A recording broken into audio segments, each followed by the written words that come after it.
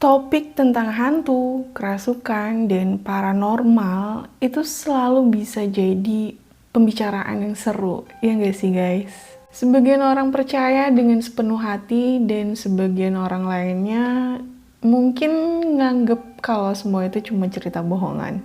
Hari ini kita akan membahas satu kasus yang pernah buat sementara waktu nggak terpecahkan. Sampai hantu atau roh dari korban mulai berkomunikasi dengan orang yang masih hidup dan ikut membantu memecahkan kasus pembunuhannya sendiri. Kasus ini kayaknya agak mirip-mirip sama kasusnya Vina Cirebon ya guys, tapi bedanya yang ini terpecahkan. Like bener-bener terpecahkan. But let's see, mari kita lihat apa pendapat kamu setelah kita bahas kasus ini sampai akhir. Sebelum kita mulai, aku pengen kasih disclaimer dulu bahwa aku nggak bermaksud menyinggung siapapun yang disebutkan di sini. Aku berbagi cerita ini dengan tujuan untuk kita ambil pelajarannya, dan cerita ini adalah informasi yang aku temukan di internet dan aku rangkum jadi satu video. Bakal disebut juga secara singkat tentang kekerasan seksual. Dan kalau itu kasih trigger buruk ke kamu dan mempengaruhi mental health kamu, aku sarankan untuk skip video ini dan kita akan ketemu di video selanjutnya. Let's get into the story. Kasus ini terjadi di Chicago, Illinois di tahun 70-an. Di sana, seorang Teresita Basa yang berusia 48 tahun tinggal dan bekerja. Teresita lahir di Filipina pada tahun 1929 dan dibesarkan di sana. Waktu Teresita kecil, dia benar-benar suka sama musik. Dan kelihatannya passionnya ini serius dan berlanjut sampai dia dewasa. Teresita mulai dengan belajar main piano dan dia berlatih setiap dia punya kesempatan. Berharap suatu hari nanti dia bakalan dapat pekerjaan sesuai sama passionnya itu. Tapi di Filipina pada tahun segitu bukan cuma sulit, tapi juga hampir mustahil untuk mendapatkan pekerjaan di bidang musik. Dan setelah mencoba lalu gagal berkali-kali, dia mulai berpikir untuk cari jalan lain. Dan saat Teresita berusia 30 tahunan, dia memutuskan untuk pindah ke Amerika. Datang ke Chicago, Illinois, Teresita ngambil beberapa kelas musik di universitas dan akhirnya lulus dengan diploma di bidang musik. Setelah punya diploma musik, Teresita lalu terjun ke dunia kerja dengan penuh percaya diri.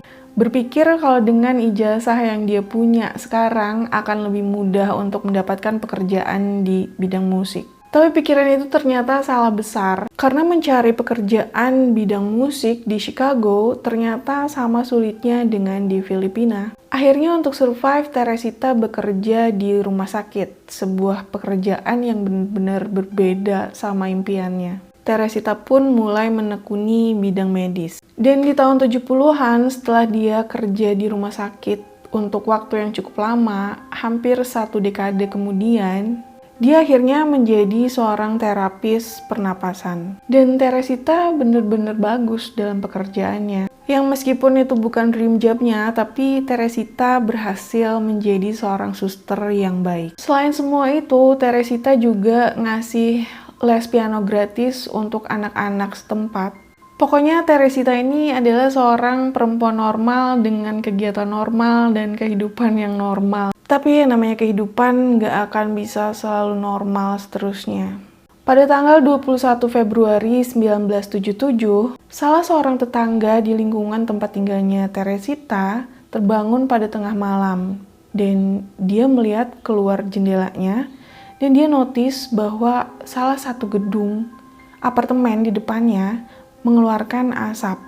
Karena khawatir, tetangga ini lalu langsung menelpon petugas pemadam kebakaran. Setelah tiba, para petugas itu cepat-cepat pergi ke lantai 15 gedung apartemen itu. Dan melihat asap sepertinya keluar cuma dari salah satu unit apartemen. Petugas mencoba mendobrak pintu yang ternyata terkunci. Dan setelah berhasil masuk, mereka berusaha untuk memadamkan api. Untungnya, apinya belum sempat menyebar. Dan waktu dicek, ternyata api cuma terkonsentrasi di sekitar ruang tamu. Dan setelah apinya sudah berhasil dipadamkan, mereka menemukan bahwa yang terbakar itu ternyata adalah sebuah kasur yang ada di lantai. Para petugas notice bahwa ada sesuatu di kasur itu, seolah ada sesuatu di bawahnya. Akhirnya mereka membalik kasur itu, dan di sanalah mayat telanjang seorang perempuan. Masih ada sebilah pisau daging yang tertancap di dadanya. Mayat itu segera diidentifikasi sebagai Teresita Basa yang berusia 48 tahun. Dan dia telah dibunuh di rumahnya sendiri. Pada awalnya, jasad Teresita yang ditemukan telanjang menunjukkan bahwa ada unsur kekerasan seksual dalam kejahatan ini. Pakaiannya ditemukan berantakan berserakan di lantai di samping jasadnya. Tapi ternyata setelah jasad Teresita dibawa untuk dilakukan autopsi, pemeriksa nggak menemukan sama sekali tanda-tanda kekerasan seksual. Ya, meskipun kita nggak akan pernah tahu ya apa yang ada di dalam kepala orang-orang jahat ini, mereka bisa aja mendapatkan kepuasan seksual tanpa harus menyentuh sama sekali. I don't know guys, bisa jadi ada kemungkinan lain. Bahwa kadang saat korban pembunuhan ditemukan telanjang, meskipun gak dilecehkan secara seksual, itu bisa dianggap jadi satu tindakan untuk mempermalukan korban. Tapi siapa sih yang mampu untuk melakukan pembunuhan keji seperti itu? Gak ada tersangka yang jelas karena gak ada juga orang-orang yang mencurigakan di kehidupannya Teresita. Dia gak punya mantan pacar pendendam, dia gak terlibat hutang piutang, dia juga nggak terlibat narkoba, dia nggak terlibat sama orang-orang jahat sama sekali. Seperti yang udah aku sebutkan tadi, bahwa Teresita itu adalah seorang perempuan yang normal dengan kegiatan normal dan kehidupan yang normal. Unit apartemennya Teresita diperiksa secara menyeluruh dan keadaannya saat itu benar-benar berantakan. Dari situ polisi menduga bahwa bisa jadi itu adalah perampokan yang berakhir dengan pembunuhan, meskipun kelihatannya nggak ada barang-barang berharga Teresita yang dicuri. Polisi dengan cepat mengumpulkan petunjuk yang didapat dari apartemennya Teresita untuk memulai investigasi. Yang pertama mereka temukan adalah sebuah catatan kecil berisikan tulisan tangan Teresita yang mengatakan beli tiket bioskop untuk AS. Polisi yang nggak tahu siapa atau apa itu AS langsung pergi ke keluarga dan teman-temannya Teresita untuk menanyakan hal tersebut. Tapi nggak ada satupun dari mereka yang tahu siapa atau apa itu AS. Polisi masih berusaha menyelidiki kasus ini lewat petunjuk-petunjuk yang mereka dapat. Tapi setelah beberapa waktu mereka pun mengalami kebuntuan. Dan petunjuk-petunjuk yang mereka dapat juga sebenarnya sangat-sangat kurang sekali. Jadi selama 6 bulan penyelidikan sama sekali nggak ada kemajuan. Dan polisi juga nggak punya petunjuk lain yang bisa mereka follow up. Sampai salah satu teman Teresita menghubungi polisi. Nama temennya itu adalah Remy. Dia kerja di rumah sakit yang sama di mana Teresita bekerja dan mereka ini lumayan berteman baik. Remy bilang kalau Teresita nggak lama dari kematiannya sering datang ke dalam mimpi Remy. Awalnya Remy nggak berpikiran apa-apa tentang hal ini, mungkin cuma mimpi biasa. Tapi keesokan harinya Teresita datang lagi ke mimpinya Remy dan hal ini terus berulang selama 6 bulan terakhir ini. Bahkan sekarang udah bukan lagi sekedar datang ke dalam mimpinya Remy, tapi udah sampai ke tahap di mana Remy seperti kerasukan arwahnya Teresita. Remy dan suaminya Jose bilang kalau pertama kali ini terjadi adalah pada saat Remy tertidur di sofa. Dan kebetulan Jose ada di ruangan yang sama pada saat itu. Jose ngelihat Remy benar-benar gelisah dalam tidurnya seperti sedang bermimpi buruk. Lalu Jose tanya apakah dia baik-baik aja. Dan pada saat itulah Remy mulai mengigau dalam bahasa Filipina. Tapi suaranya sama sekali nggak kedengeran kayak suara istrinya. Lalu tiba-tiba aja Remy berkata sesuatu dalam bahasa Inggris. Dia bilang, "Doctor, I would like to ask for help. The man who murdered me is still at large." "Dokter, aku ingin meminta bantuanmu. Laki-laki yang membunuhku masih buron." Jose yang mendengar hal ini langsung mengerti kalau mungkin itu bukan istrinya. Dan yang pertama kali terpikir olehnya adalah bahwa istrinya kerasukan. Lalu Jose bertanya, "Kamu siapa?" Dan Remy menjawab, aku adalah Teresita Basa. Jose bingung juga karena sebenarnya dia nggak kenal sama teman istrinya itu. Tapi Jose terus bertanya dan sepertinya Teresita membagikan banyak banget informasi tentang pembunuhannya. Dia kasih tahu Jose untuk nggak usah takut karena dia cuma pengen pelaku pembunuhannya mendapatkan hukuman. Bahkan dia juga ngasih tahu nama pembunuhnya. Teresita bilang kalau pembunuhnya bernama Alan Showery. Gak lama Remy terbangun dan Jose langsung bertanya kepada Remy apakah dia ingat yang terjadi saat dia tidur. Dan Remy menjawab kalau dia nggak ingat apapun. Mereka berdua membicarakan hal itu dan berpikir kalau kejadian itu benar-benar aneh. Tapi mereka memutuskan untuk nggak memperpanjang. Sampai beberapa minggu kemudian, kejadian yang sama terulang lagi. Kali ini, Remy yang tertidur dan kerasukan arwahnya Teresita bertanya pada Jose, kenapa mereka belum pergi ke polisi untuk menyampaikan informasi yang udah dia bagikan. Jose tentu aja bilang kalau dia nggak punya bukti dan dia nggak bisa tiba-tiba aja ngasih tahu polisi bahwa Alan Showery ini adalah pelaku pembunuhan. Tapi lalu Teresita bilang kalau dia bisa kasih bukti bahwa Alan Showery adalah pelakunya. Teresita kasih tahu Jose kalau setelah membunuhnya, Alan Showery mengambil perhiasan yang selalu dia pakai, yaitu sepasang anting, kalung, dan juga cincin. Teresita juga bilang kalau Alan Showery itu memberikan perhiasannya kepada pacarnya. Jadi kalau polisi bisa menemukan perhiasan itu pada pacarnya Alan Showery, maka buktinya udah jelas. Setelah Remy terbangun, mereka ngobrol lagi dan kali ini mereka sepakat kalau mereka harus pergi ke kantor polisi dan melaporkan informasi yang mereka punya. Dan itulah yang mereka lakukan. Polisi setelah mendengar laporannya Remy dan Jose tentu aja nggak percaya. Mereka benar-benar meremehkan cerita hantu ini. Karena kan polisi bekerja berdasarkan bukti fisik. Dan kerasukan ini sama sekali nggak termasuk di dalamnya. Tapi ada seorang detektif Joe Stacula yang memimpin kasus ini. Dia mendengarkan ceritanya Remy dan Jose. Dan menurutnya Remy dan Jose terlihat dan terdengar tulus dan serius. Dan karena polisi juga nggak punya petunjuk lain, jadi sekonyol apapun informasi yang diberikan oleh Remy dan Jose, mereka akhirnya memutuskan untuk tetap menyelidiki. Lagi pula nama yang diberikan oleh Remy dan Jose, yaitu Alan Showery, itu benar-benar sesuai sama petunjuk awal yang polisi temukan. Polisi lalu memeriksa nama itu, dan Alan Showery muncul di database mereka. Dengan catatan yang menunjukkan bahwa sebelumnya dia pernah dihukum atas penyerangan seksual dan perampokan.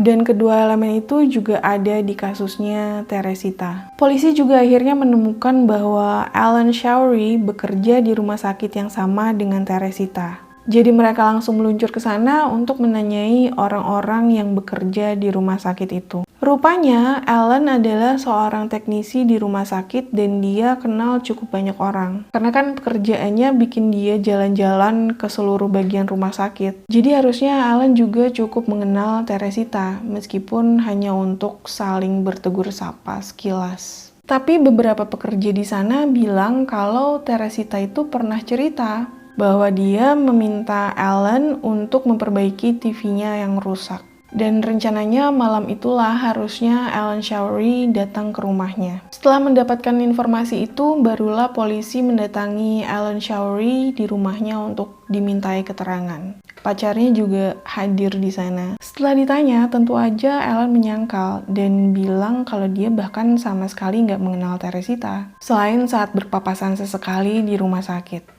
Dia juga bilang kalau di malam terjadinya pembunuhan itu, dia ada di rumah bersama pacarnya. Polisi lalu bertanya apakah Alan pernah datang ke rumahnya Teresita dan Alan menjawab nggak pernah. Polisi pun langsung mengkonfrontasi Alan, bilang kalau mereka tahu Alan akan datang ke rumahnya Teresita untuk memperbaiki TV. Seketika Alan mengaku bahwa malam itu dia memang datang ke apartemennya Teresita, tapi setelah mengecek TV-nya, dia bilang kalau dia nggak sanggup memperbaiki, jadi dia langsung pergi. Alan juga bilang kalau setelah dari apartemennya Teresita, dia langsung pulang ke rumah, ketemu pacarnya dan memperbaiki masalah listrik di rumah mereka. Tapi saat polisi mengkonfirmasi cerita ini ke pacarnya Alan, dia malah sama sekali nggak tahu tentang masalah listrik di rumahnya. Jadi ketahuan lah alibi Alan sama sekali nggak cocok sama keterangan pacarnya. Nah, karena polisi merasa bahwa pacarnya Alan ini mungkin bisa diajak kerja sama, maka ditanyalah ke pacarnya ini soal perhiasan. Apakah baru-baru ini Alan pernah ngasih perhiasan? Dan pacarnya ini menjawab, iya. Alan ngasih beberapa perhiasan di bulan Februari sebagai hadiah Natal yang terlambat. Polisi meminta pacarnya Alan itu untuk membawa semua perhiasannya ke kantor polisi dan meminta keluarga Teresita untuk mengkonfirmasi. Dan akhirnya terkonfirmasilah bahwa di antara semua perhiasan itu ada 3 perhiasan milik Teresita. Setelah temuan itu, polisi menginterogasi Alan dan akhirnya Alan pun mengakui pembunuhan terhadap Teresita Basa. Polisi berhasil mendapatkan pengakuan dari pelaku pembunuhan dan semua itu karena roh dari korbannya yang menuntun mereka. Walaupun polisi nggak bisa menggunakan kerasukan di pengadilan, tapi dari situlah mereka menemukan bukti fisik. Of course, banyak orang yang nggak percaya. Mereka meyakini kalau Remy mungkin sebenarnya tahu apa yang terjadi. Tapi dia kebingungan untuk menyampaikannya ke polisi. Karena Remy juga takut kena masalah kalau dia mengadukan Alan Showery. Makanya dia menggunakan alasan kerasukan itu. Ya, sebenarnya masuk akal juga ya, mengingat Teresita, Remy, dan Alan bekerja di tempat yang sama. Mungkin Remy melihat atau mendengar sesuatu. Tapi apapun itu, polisi akhirnya bisa memecahkan kasus ini dan mendapatkan pengakuan dari pelaku sebenarnya. Alan Showery mengatakan bahwa rencananya malam itu adalah untuk merampok Teresita. Karena dia berpikir mungkin Teresita menyimpan cukup banyak uang tunai di rumahnya. Dan keadaan finansial Alan memang sedang gak baik.